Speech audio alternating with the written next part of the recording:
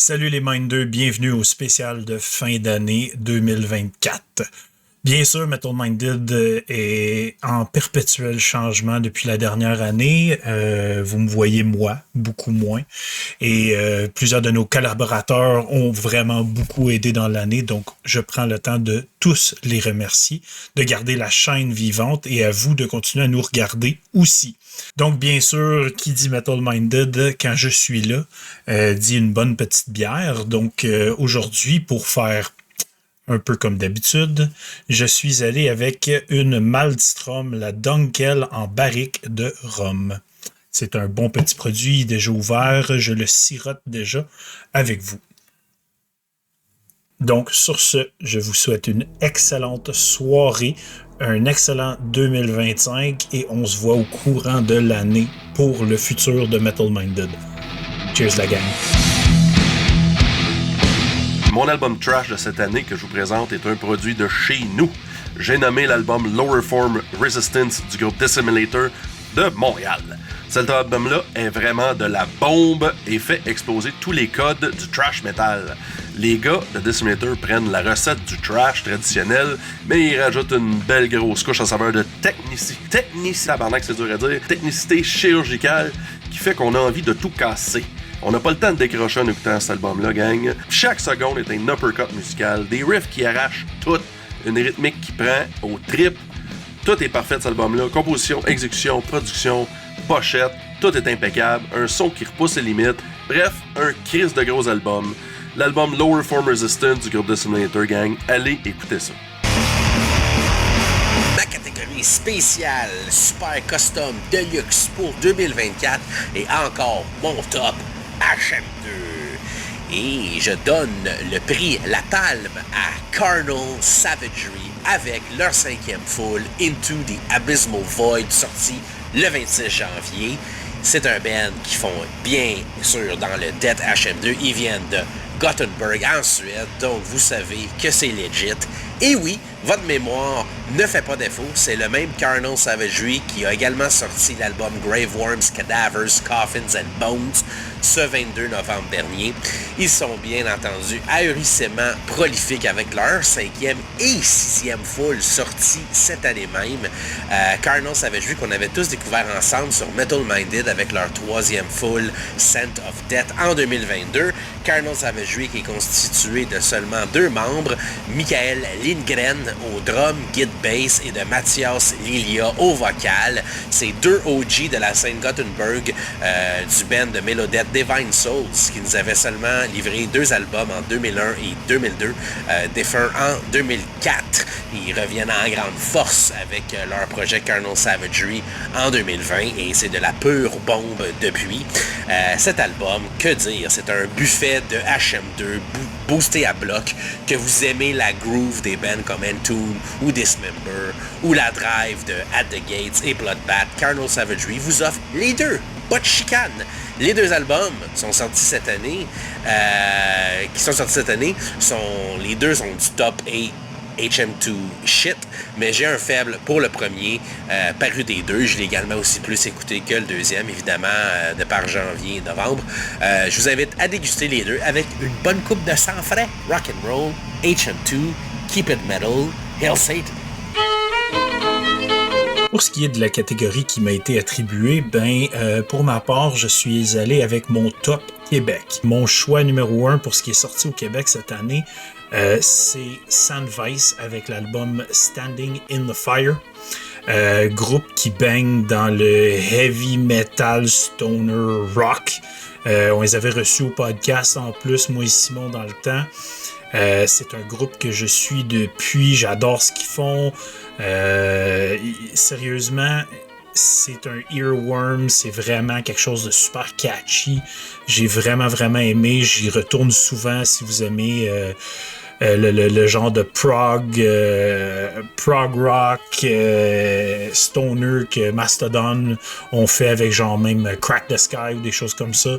C'est là que ça m'amène cet album-là. Donc, je voulais absolument et je tenais à mentionner Sandvice avec leur album Standing in the Fire.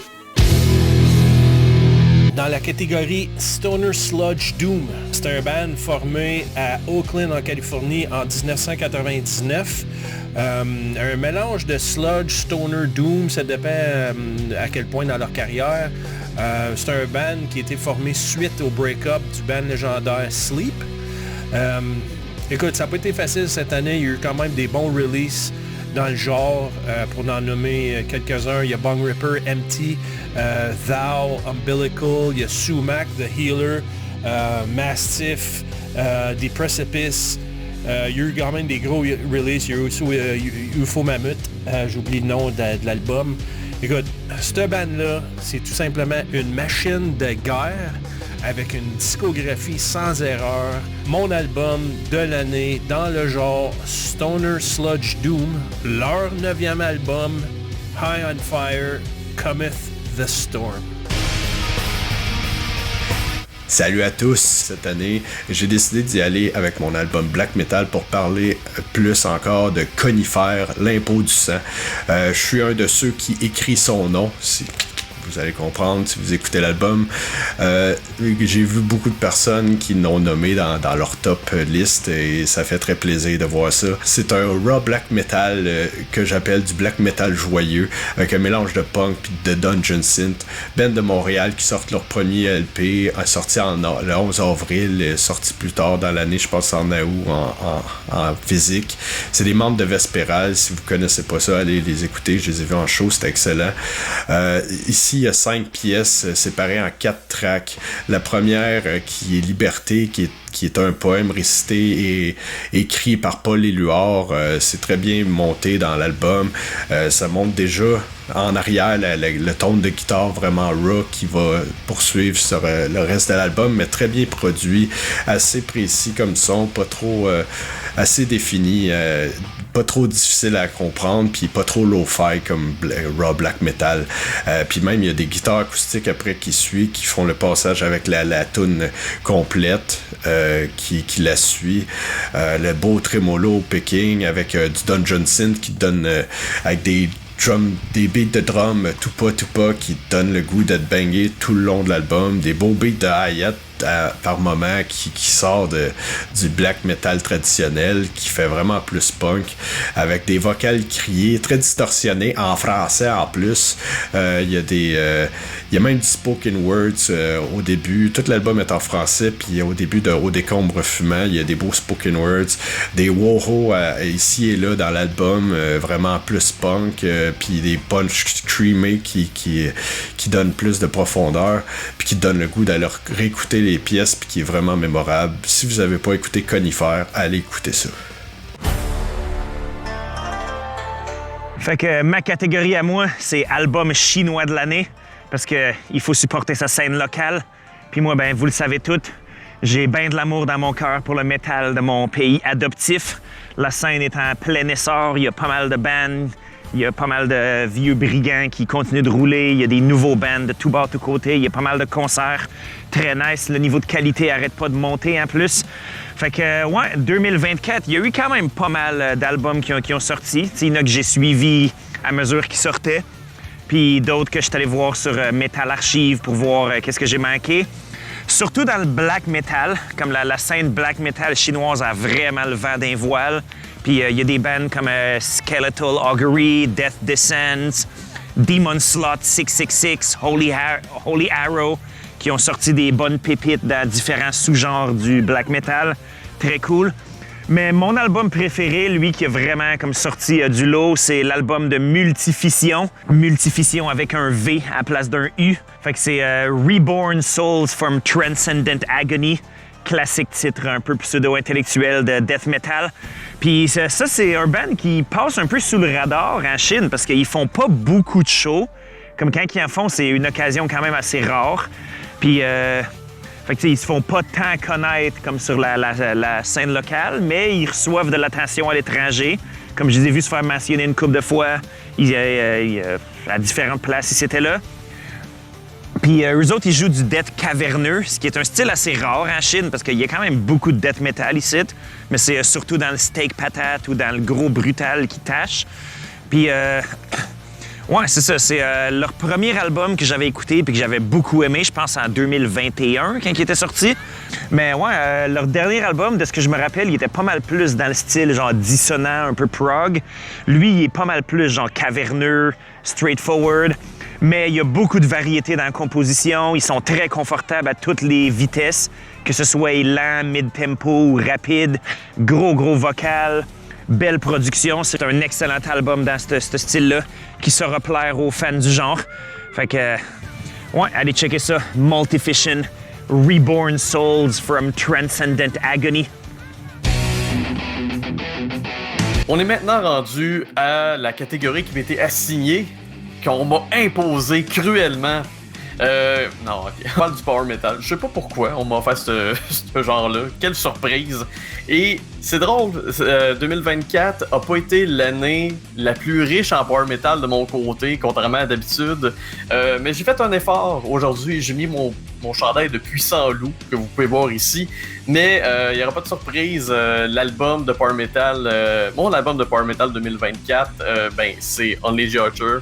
Je vous en ai déjà parlé, mais si ça peut vous inciter encore plus à aller l'écouter, essayez-le. Si vous aimez les gros riffs, les solos, toute la merde qui vient avec, essayez ça. Salut ma gang de tas de poils. Bien sûr, force est d'admettre que c'est moi qui allais se ramasser avec le meilleur album Grindcore 2024. Ça a été une grosse année pour ma part, selon moi, pour le Grindcore. Il y a eu bien des hosties de bons bands qui ont sorti des trucs. Le mien, des bands en région, le Senseless Strife, Soil of Ignorance aussi ont sorti du gros stock. Ça a brassé fort partout internationalement, aux États-Unis, en Europe, au Japon, partout. Mais en bout de ligne, j'en suis venu à me dire que mon dernier choix qui me restait en tête était pas mal un des meilleurs, qui rassemblait un peu toutes les meilleures qualités de ce que le Grindcore avait à offrir, autant dans le sens brutalité, rapidité, exécution, sans sortir du cadre de base de ce qu'est un bon album Grindcore. Donc pour moi, le top du top qui est sorti cette année dans le style, c'est Morg Brett, l'album Plaga Sin Nostro, qui est sorti sur Blast Addict et Behind the Mountain Records. C'est un one-man band qui fait appel à d'autres musiciens d'autres groupes, dont The Shit Brain, entre autres, qui est un excellent band. Quand ils font des lives, c'était leur 3 ou 4e album. Ils ont des splits, des EP, des démos, plein de trucs de même. Mais cet album-là était vraiment une évolution assez prononcée par rapport à tout ce qu'ils avaient fait avant, en espérant que ça continue sur ce qu'ils vont faire après aussi. Puis c'est vraiment ce qu'ils ont fait de meilleur jusqu'à maintenant, puis ça a vraiment comme explosé au niveau de la scène. À peu près tout le monde que je connais se l'est commandé. Ça parle à peu près rien que de cet album-là. Puis il est dans les tops d'à peu près tout le monde dans le style, parce que il mérite de l'être en fait, parce qu'il est vraiment efficace. Il est vraiment bon, il est juste bien long, il est exécuté à la perfection. Le son de l'album est malade. Fait que je vous le recommande fortement. Morg Brett, Plaga Sin Nostro. Pour moi, en 3e position, je nomine les petits boys du Québec, Purity in Perversion, avec leur album Newborn Baby Bong, qui est sorti vraiment en fin d'année, le 2 décembre. C'est un album de brutal death qui cogne, qui est catchy, qui est le fun. Ils sont venus me chercher en fin d'année avec cet album-là. Sérieusement, good job, je l'écoute en loop tout le temps. C'est vraiment ceux qui aiment le gros style que Dying Fetus fait depuis super longtemps à merveille. Manquez pas l'album de Purity in Perversion, Newborn Baby Bong. Pour ma position numéro 2, on y va avec un autre album qui est sorti tard dans l'année. J'y vais avec Defeated Sanity, Chronicles of Lunacy, qui est sorti au mois de novembre, donc encore vraiment fin d'année 2024. Ici, on est dans le Technical Brutal Death Metal. C'est drôle parce que c'est un groupe que j'ai toujours respecté. Le nom a toujours été autour dans le style, mais j'accrochais jamais plus qu'il fallait. Puis je pense que c'est la première fois pour moi que leur son est exactement ce que j'avais besoin dans le style. Donc, sérieusement, un album à ne pas négliger. Il y en a eu beaucoup de bons dans le style cette année. Je pense d'ailleurs aussi à Brodkin qui avait sorti un super bon album.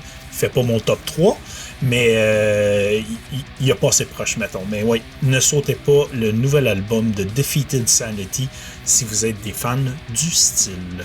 Et pour ma première position de 2024, je sors complètement des styles des deux autres albums que j'ai mentionnés et j'y vais avec Striker, avec leur album Ultra Power qui est sorti au mois de février. C'est un groupe qui baigne dans le heavy power metal avec des grosses mélodies, des chants catchy à mort. Pour vrai, ça a été un gros coup de cœur cette année. J'ai tripé sur les gars d'Edmonton. Puis j'ai eu l'occasion de les voir en show en plus et ils livrent la marchandise. C'est vraiment, vraiment ma surprise et mon album de l'année. Je l'écoute constamment, je l'adore, je le dévore. C'est vraiment un petit bonbon pour tout fan de choses cheesy et d'avoir juste le poing dans les airs en train de gueuler des paroles douteuses ou juste pour en rire. Sérieusement, Striker Ultra Power, mon album numéro 1 de 2024. Mon album numéro 3 pour cette année, c'est Swords of Dajjal de Necrowretch. C'est le 5e full-length, puis là, ils ont décidé d'aller un petit peu vers le black metal, mais tout en gardant leurs racines death metal. Fait que ça crée un mix assez bestial et vicieux, je dirais. Des riffs en trémolo, puis des gros blast beats intenses à la Necrophobic, Watain, etc. Mais saupoudrés avec une petite influence moyenne-orientale. Autant dans les mélodies et les percussions, c'est vraiment là que j'ai accroché. La performance vocale, c'est un gros point fort là, de l'album. C'est caverneux, sépulcro à souhait.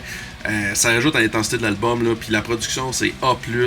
Un mix avec beaucoup de profondeur. Pas trop hermétique, mais ça garde l'ambiance puis l'agressivité black metal. Regardez, gang, Swords of Dajjal de Necrowretch, c'est un must pour moi. Puis ça fait mon numéro 3 cette année. Pour mon numéro 2, je suis allé dans le gros fun sale, gang, avec l'album Hell Butcher de Hell Butcher. Car c'est un album qui... ça honore l'héritage du Black Trash, là, mais tout en apportant sa propre identité. Il n'y a rien de spécial, il n'y a rien d'innovant là-dedans. Là. Mais l'exécution, hostie, est rapide, c'est satisfaisant pour les monos qui est assumé comme moi. La prod est sacoche, c'est très propre, mais l'agressivité de musique est là pareil. Toutes les chansons là, sont à intensité élevée, c'est straight to the point, il n'y a pas de temps mort. Les vocales, c'est comme des gros hurlements malveillants, là. C'est pas pour les doux. Puis ça fit parfaitement avec les riffs de guitare tranchants, chainsaw, style let's go dans le tapis. Bref, l'album de Hell Butcher, un tour de force Black Trash, ok, avec l'essence du genre, mais une intensité féroce, fait que c'est pour ça que ça a fait mon numéro 2. Mon album numéro 1 de cette année, c'est, sans surprise, un album de trash. J'ai nommé l'album Search Won't Fall de Critical Defiance. Hey, c'est facile d'être redondant dans le trash, là, mais pas ici. Okay. Il emprunte de plusieurs styles comme le black, le speed, le death, puis il te garochait à 100 000 à l'heure d'en face comme un train en feu qui déraille. Okay. La prod est parfaite, c'est pas trop propre, mais juste assez pour entendre l'exécution vraiment nice puis technique de la bass en background, les guitares. Sérieusement, je suis sans mots, sérieusement là. Comment que c'est fucking bon cet album-là. Là. Faut que vous écoutez ça sans faute. C'est mon album numéro 1 de cette année. 2024 a vraiment été l'année que j'ai pogné de quoi dans le Black Death. Puis le groupe qui m'a fait descendre plus loin que jamais dans le rabbit hole a été Unaus, Preclicune, Kultun. Et oui, ce band du Chili qui nous ont débarqué le 2 février avec leur 6e full, Aksan Sabaoth. Alors cet album-là, musicalement, c'est occulte, c'est diabolique, c'est méchant, c'est sale, de la vraie musique de sorcière. Bref, c'est le trip caverneux que j'aime tant du death, mais avec une profondeur black au niveau des atmosphères. J'adore le constant jeu de guitare left-right pour la majorité de l'album. C'est comme s'il y a toujours deux riffs qui s'entrelacent constamment. C'est vraiment du génie. J'ai checké le backlog du band. C'est également de la bombe. Et puis c'est ça, c'est sorti en février. Donc j'ai gardé vraiment les oreilles ouvertes tout au long de l'année pour tout ce qui est sorti en termes de Black Death. Et malgré que j'ai trouvé beaucoup d'albums fantastiques, je retournais toujours à ce boss d'album qui est Aksan Sabaoth. Alors, checkez ça. On poursuit avec ma deuxième position de New York, le band Conglaciation, avec leur premier full Conglaciation, sorti le 19 juillet. Ils font dans le prog death, tech death, disso death poreux. Bref, c'est tout ce que j'aime du tech death sans ce qui me turn off souvent du genre. Le focus est vraiment sur les riffs et le songwriting à la place du shredding puis du noodling. La prod est bonne, mais pas chimiquement stérile, diluée dans un océan d'Axe FX and shit. Harmoniquement et mélodiquement, c'est aventureux, c'est pas juste du Chopin ou du Mozart métallisé. Les dissonances sont bien utilisées, sont pas random. C'est rythmiquement savoureux. Beaucoup de différents BPM, tempos sont explorés. C'est pas juste du 180 BPM fuckery. C'est crissement original, c'est savant, c'est sale, c'est complexe, c'est alien. Ça donne un produit assez niche, mais si vous êtes fan de tech death et de caverneux, c'est clair que vous devez checker ça. Minder, c'est temps de parler d'une chose bien sérieuse, et cette chose est ma position numéro 1 pour 2024. C'est l'album pérennial du band Coma Control de la Finlande. Les hosties de Finlandais qui nous ont sorti cet album le 8 novembre. Ils font dans le prog death. Côté richesse musicale, richesse harmonique, c'est l'album qui m'a le plus mind-blowé depuis l'album de Wait, The End of Noise en février 2022, qui est pas mal un des seuls comparatifs que je puisse penser. C'est du riff de Wizard level 99, des leads de dudes qui jouent 10 heures par jour et qui amènent leur guide aux toilettes, de la prod 5K, c'est du bonbon sur bonbon, trempé dans le bonbon. La pochette reflète bien le monde mystérieux parsemé de gammes et de vibes énigmatiques avec des monstres surgissant constamment pour venir bouleverser ton trip d'acide. C'est épique, c'est grandiose, c'est mature, c'est badass, c'est d'une ludicité addictive, c'est du vrai génie de A à Z. Et puis, ce qui m'a mind blown encore plus, c'est que cet album indépendant sorti seulement digitalement est en fait compte un one-man band d'un dude du nom de Tapio Oskari Onka. Pas plus d'informations que ça. Il y a juste 17 likes sur Facebook, 27 followers sur Instagram. C'est un crime contre la musique, un crime contre l'humanité. Vous devez d'écouter ça. C'est absolument bouleversant tellement que c'est bon. À chaque fois que je l'écoute, ça me transporte, ça me donne des frissons, ça me fait voyager. Vous devez de checker ça. Coma Control, l'album pérennial. Je vous aime. Bonne année. Des docking, des petits cars, des gros cars. Rock and roll. Hail Satan. En troisième position, un band Death Thrash formé en 2014 à Seattle, Washington. C'est un band que j'ai découvert cette année dans Demon's Rabbit Hole de Metal Storm. Ils ont sorti leur premier album, Bestial Manifestations of Malevolence and Death, en 2018. Et leur deuxième, Sinister Monstrosities Spawned by the Unfathomable Ignorance of Humankind, en 2020. Sont connus pour leur approche centrée sur les films de Godzilla. En fait, leur nom vient de l'arme utilisée pour tuer Godzilla dans le premier film en 1954. C'est un album que j'ai écouté à répétition cette année.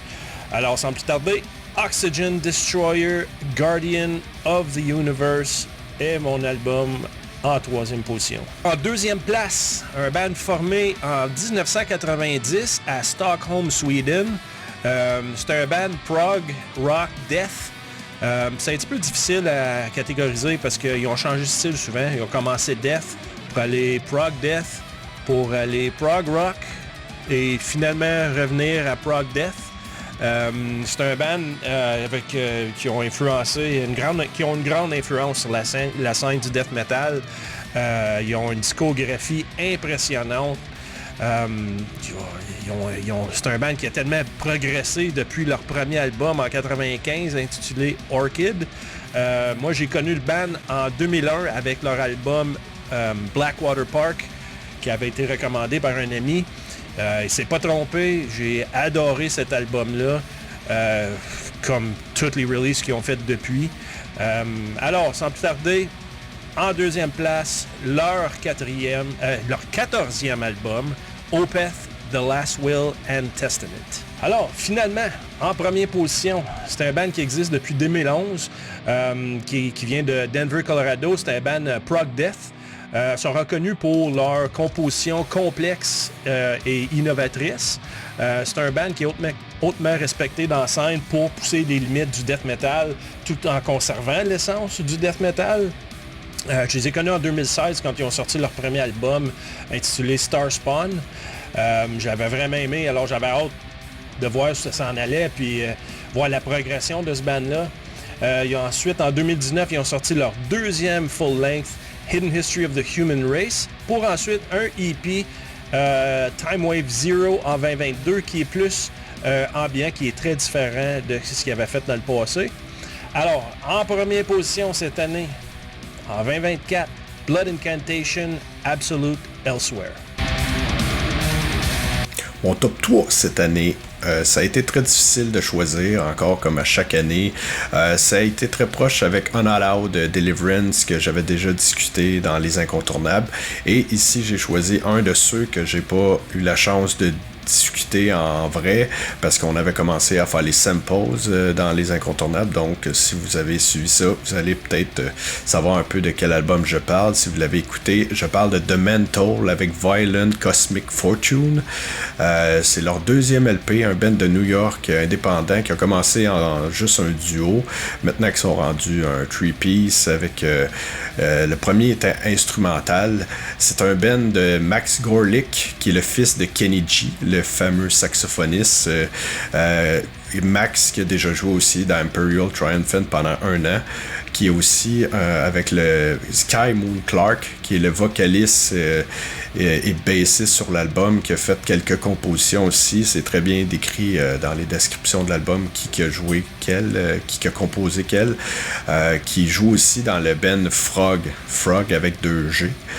Si vous connaissez ça, vous allez être un peu dans le territoire qui joue ici, mais encore là, cet album-là est vraiment mind-blowing pour moi. C'est du prog death du haut niveau. Vraiment, là, je trouve qu'il n'y a rien qui a réussi à venir me chercher autant cette année. Puis encore là, il y a eu vraiment des bons records. Je trouve cette année, dans le prog death, ça a été toute une année. La production ici est vraiment clean. Tout est bien balancé. C'est super bassy comme ton de guitare. Puis ça peut aller chercher plein d'ambiance tout au long de l'album. Les guitares sont incroyables. Autant les solos que les riffs. Les riffs sont vraiment accrocheurs puis très différents de ce qu'ils jouent d'habitude. Il est capable d'aller créer des riffs que j'avais pas vraiment entendus ou des rythmiques plus différentes. L'atmosphère qu'il crée aussi avec juste les guitares dans l'album, il n'y a pas super gros de layer, puis ça reste très atmosphérique avec juste ce qu'il réussit à faire avec la guitare. Le vocal, les growls, très audibles et mémorables. Les bouts sont vraiment le fun. Il y a quelques passages clean qui sont un peu moins mon style d'habitude, mais qu'ici, je trouve qu'ils fit super bien, comme dans Battle of the Giants, qui commence vraiment comme une toute prog metal complètement, puis qui évolue dans le prog death super bien. C'est un long album, par exemple, 1 heure pile poil, mais avec des pièces assez distinctes. Fait que si vous êtes du style j'ai accroché celle-là, tu peux retourner la réécouter. C'est parce que c'est des pièces quand même assez longues. Il y a 2 pièces de plus que 10 minutes. Une très bonne réécoutabilité. J'ai dévoré cet album-là comme ça, pas de bon sens. Fait que allez écouter The Mental. Mon top 2 cette année, si vous avez écouté Les Incontournables, vous allez peut-être déjà avoir écouté l'album. C'est Ed O'Cully Irelander, qui est leur 4e LP sorti le 12 février sur Zigamo Beach Records et The Ghost is Clear Records. Le seul band qui n'est pas sorti indépendamment de toute la liste que je vous parle. Band de Pittsburgh qui est commencé en 2009. Premier album depuis 2015. Je connaissais aucunement le band avant cet album-là. Et je peux vous dire, j'ai été réécouté. C'est vraiment leur album le mieux produit et qui, je trouve qu'ils doivent refléter sûrement ce qu'ils voulaient faire. C'est le band le moins straight-up metal de toute la liste que je vous parle aussi. Même ils sont même pas sur Metal Archive, puis c'est comprenable parce que je trouve que c'est pas nécessairement complètement métal, mais comment que eux ils disent beaucoup de tags, puis tu vas sur les 2 autres pages Bandcamp des 2 labels, puis tu vas voir des milliers de tags différents, mais je dirais que si je résume ça assez en tag, moi aussi, je dirais que c'est du noise rock and roll, crusty sludgy, matty post-hardcore. C'est vraiment tout ce que j'ai décrit en un, mais en restant super personnel et cohésif comme mélange, comme composition. La production est organique, comme ça n'a pas de bon sens. T'entends presque la guitare craquer, les amplis craquer. Il y a 2 drummers, ça m'a vraiment impressionné. Au début, sur l'album, j'avais pas tant remarqué parce que c'est beaucoup de roulements qu'ils font en même temps, mais quand tu y prends attention, tu le remarques encore plus. Puis j'ai été les voir en show au Turbo House, qui est une petite salle que t'es collé sur eux autres. J'étais collé sur le stage, puis ça a été un des meilleurs shows de ma vie, honnêtement. Là, c'est dans mon top 10 de show, meilleur show ever. Je conseille à tout le monde d'aller voir ce band-là live. C'était débile. 4 tunes qui ont joué 45 minutes. Ça donne une idée de comment que les pièces sont assez longues sur l'album. Il y a même une tune que quand j'avais parlé des incontournables, je disais qu'il jouait de l'orgue dedans, mais c'est un effet de guitare qu'il fait avec une pédale. Fait que c'est vraiment un album vraiment spécial pour moi. J'ai été réécouté le plus possible. Ça avait pas de sens comment j'ai réécouté cet album-là. Si tu veux être dans un mood festif, joyeux, va écouter ça. Les vocales, encore là, c'est comme un scream plus Black and Cross que je trouve là, vraiment bien senti. C'est toute une expérience. Allez écouter cet album de Ed O'Cully. Et mon top 1 cette année, si vous avez écouté Les Incontournables encore une fois, ou qu'on a discuté de musique, c'est sûr que j'ai sûrement praise cet album. Et je parle de Cave Sermon avec Divine Laughter, sorti en 18 janvier indépendamment, qui est un one-man band à la base de Charlie Park, un gars de l'Australie. C'est son deuxième full album. Il avait sorti un EP avant, c'est le premier album, il était instrumental. Celui-ci, c'est le premier avec du vocal, qui est avec le vocaliste de Miguel Mendes, de guitariste et vocaliste de Miko. Si vous avez jamais entendu ça, allez check it out, ce band-là, excellent, dead dissonant, progressif, vraiment violent. Allez écouter ça. Ici, on a l'album qui vient le plus me chercher cette année, un album tellement planant, un lourd voyage dans les abysses. C'est incroyable comment il a réussi à aller chercher des sonorités aussi bien faites. C'est digne de grands films, des layers d'ambiance, de noise ambiant qu'il réussit à intégrer à travers sa musique, à travers juste les riffs de guitare.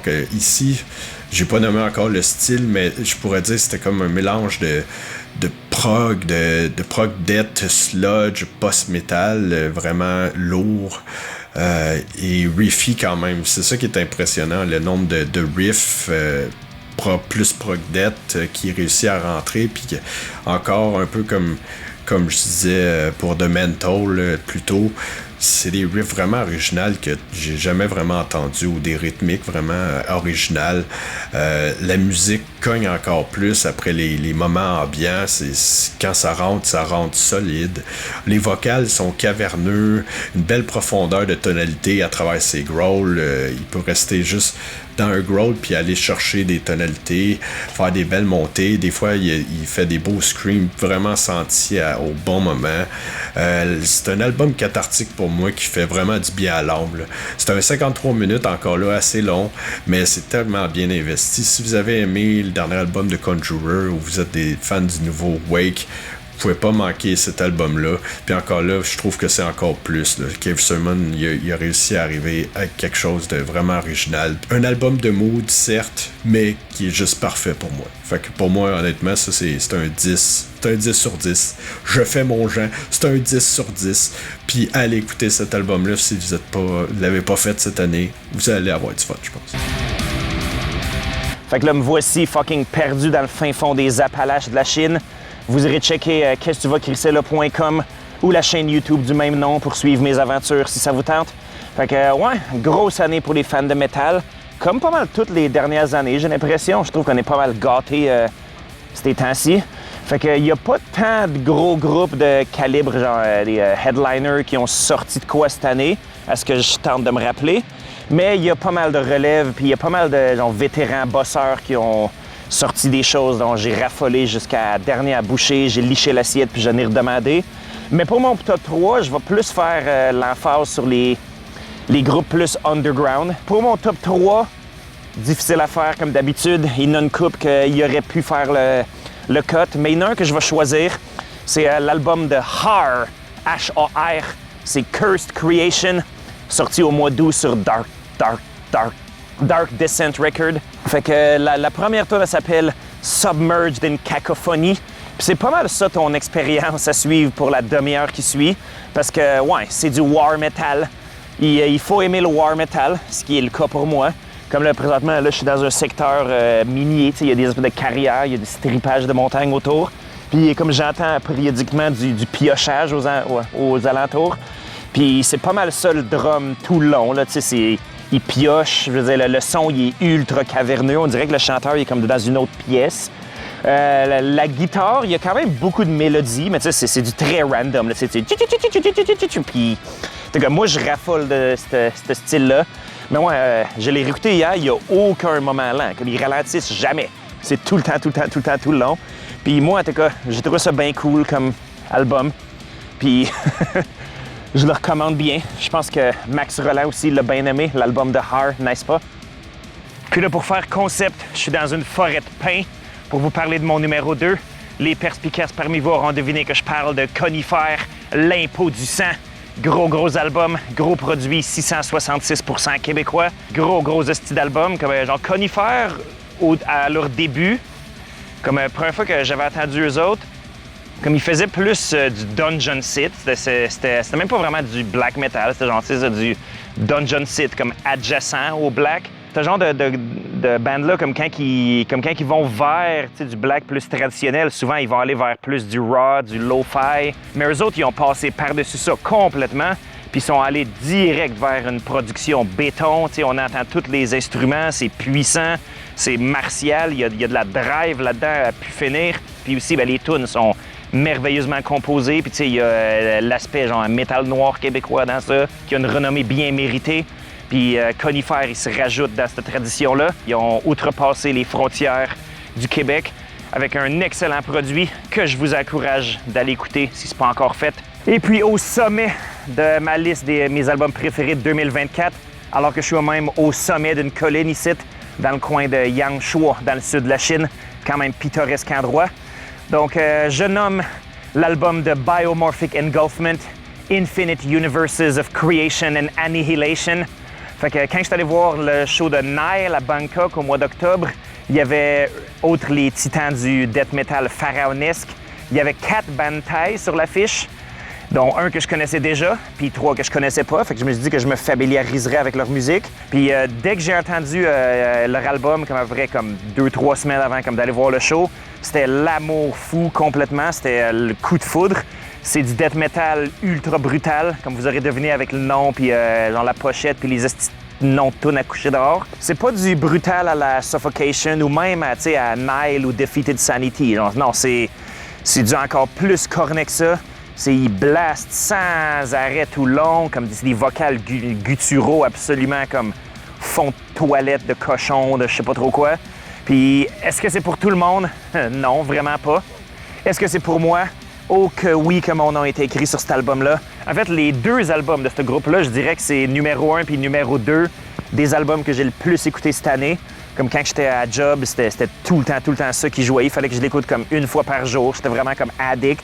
Au point que j'ai comme fait une joke, que j'ai dit « Chris, vous avez ruiné la musique pour moi. Je suis plus capable de rien écouter d'autre. » Biomorphic Engulfment, si vous êtes fan de stock ultra cornet, ultra brutal, comme genre Nithing, qui ont aussi sorti un chouette album cette année, ou Théurgie, qui je pense qu'il a fait un des meilleurs albums de Gab de Pouilleux cette année. Fait que, ouais, vous irez checker ça.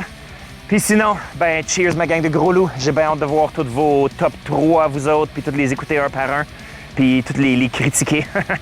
Fait que, ouais, cheers ma gang. Puis bien content que Metal Minded roule encore forever. Cheers! Top 3 2024. Bizarrement, c'est un top qui pour moi est pas grindcore, mais pas pantoute, même si j'ai plein d'albums géniaux, j'en ai écouté tout plein. Mais bon, en 3e position pour moi, Witch Pit avec Forever Spoken, un album sludge, influencé crowbar, des plus malades. Un album parfait, tout en lourdeur, tout en refrain catchy. le son, tout est parfait. Witch Pit, Forever Spoken. En deuxième position, encore un peu dans le sludge, mais un peu plus prog cette fois-là, un album long qui est rempli de variantes, de modulation, de créativité. Un band qui est à son troisième, qui ça a pris comme 7 ans encore une fois à sortir cet album-là, comme entre chacun de leurs albums. Ancient avec Beyond the Reach of the Sun. Un album parfait selon moi, là, autant pour les froides journées d'hiver que pour les chaudes journées d'été. Je vous le conseille fortement, Ancient. En première position, pour moi, et de loin, leur deuxième album, un band que j'adore, j'avais d'ailleurs parlé sur la chaîne du premier, il y a de ça 2 ans à peu près, Chatpile avec l'album Cool World, un band qui mélange du sludge, du hardcore, du grunge avec du noise rock d'une façon assez originale, avec des textes très impliqués politiquement et sociologiquement. Un band qui est heavy, comme rarement même des bands de death metal vont être heavy, sans être death metal, c'est comme une espèce de rock qui devrait pas exister, qui est juste parfait, qui est original, comme ça n'a pas de bon sens. Je conseille fortement, en plus d'écouter le nouvel album, d'aller écouter leur set sur YouTube gratis, qui a été fait au Outbreak Fest cette année en 2024. Le son est malade, la performance est tight comme c'est pas permis. Ça permet de voir un peu toute l'espèce de puissance que cette band-là apporte dans leurs prestations live. C'est assez incroyable. Fait qu'en numéro 1 pour moi, Chatpile, Cool World. Hey, salut les Manques 2, j'espère que vous allez bien. Je dois vous... 2024, c'était une maudite grosse année pour les albums, puis c'était dur de choisir, mais je vais vous faire un top 3 de mes meilleurs albums de 2024. En numéro 3, ça n'a pas été une grosse surprise pour moi, parce que je le savais d'avance un peu que j'allais aimer l'album. C'est le dernier de Dark Tranquillity qui s'appelle End Time Signals. C'est un album que, même si j'adore le band, ils ont été capables d'amener tout ce qu'ils font à un autre level. C'est un mélange de tout ce que j'aime de ce band-là. Je l'écoutais en boucle. Puis honnêtement, si vous êtes déjà fan de Melodeath ou de Dark Tranquillity en général, là, vous allez triper sur cet album-là. En numéro 2, c'est un band que j'ai découvert en 2020 avec leur album qui s'appelait Abyss, et ils ont sorti une bombe cette année. Je parle de Unleash the Archer et leur album Phantoma que j'ai ici en vinyle. C'est un album avec une thématique d'intelligence artificielle.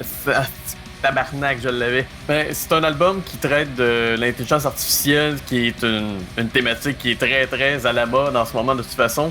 Mais musicalement, on a un power metal super bien fait, avec un son super englobant. Le vocal de Britney Sleaze est super impressionnant. Moi, honnêtement, j'ai trippé cet album-là. Puis je dois même dire que la première fois que je l'ai entendu, vu que j'avais été hypé beaucoup par l'autre d'avant, j'étais limite déçu, mais en le réécoutant, ça montait très très haut dans mon top de l'année. Puis c'est pour ça que Unleash the Archer, si vous connaissez pas ça, garochez-vous là-dessus. Et finalement, au numéro 1, c'est un album qui était dans le top de beaucoup de monde cette année. Et c'est un album que j'ai reviewé la dernière fois à Metal Minded. On parle de Blood Incantation et Absolute Elsewhere. Que dire sur cet album? C'est... Comment j'avais décrit ça? J'avais décrit ça comme une expérience auditive. C'est un trip sonore incroyable. C'est un mélange de death metal puis de rock prog qui est à la base pas très commun comme mix. Puis honnêtement, si vous m'aviez dit au début de l'année que ça allait finir dans mon top de l'année, j'aurais fait « Vous êtes des caves. Jamais de la vie ça va arriver. » Et pourtant, j'ai eu beaucoup de fun avec cet album-là. C'est un album que faut que tu écoutes ça du début jusqu'à la fin. En fait, c'est 2 tunes de 20 quelques minutes, donc en partant, t'as pas ben de choix. Mais sérieux, si vous avez jamais entendu cet album-là, puis si vous êtes curieux, allez écouter Absolute Elsewhere de Blood Incantation, ça vaut vraiment la peine. C'était le top de l'année 2024 de la gang de Metal Minded. Hey, si vous avez écouté jusque-là, ben d'un, merci beaucoup de nous supporter. Puis prenez 2 secondes pour liker les vidéos. Sérieusement, tu sais, on dit toujours like, subscribe, tout ça, on a de l'air fatigant, là. Mais si vous likez la vidéo, ça l'aide les algorithmes vraiment. Là, YouTube, ces temps-ci, sont vraiment weird avec les algorithmes. Là. Fait que si vous likez la vidéo, il y a plus de monde qui vont le voir. On grossit la communauté des Metal Minded. On a du fun. Puis n'hésitez pas, venez nous voir en live. On est live tous les mercredis. Puis on a plein de contenu, là. Il y a les métallographies qui continuent. Il y a les incontournables du mois. Fait que c'est ça. Puis merci à vous autres, gang. Sérieusement, merci d'être là avec nous autres. Merci de regarder notre contenu, notre gang on est une gang de weirdos là, qui trippe métal. Puis on a du fun avec ça. T'sais. 2025, on kick off ça, man. Puis hey, prenez 2 secondes dans les commentaires. Si vous voulez marquer vos albums de l'année, là, amusez-vous. Là, venez vous amuser avec nous autres. OK? Ciao, gang!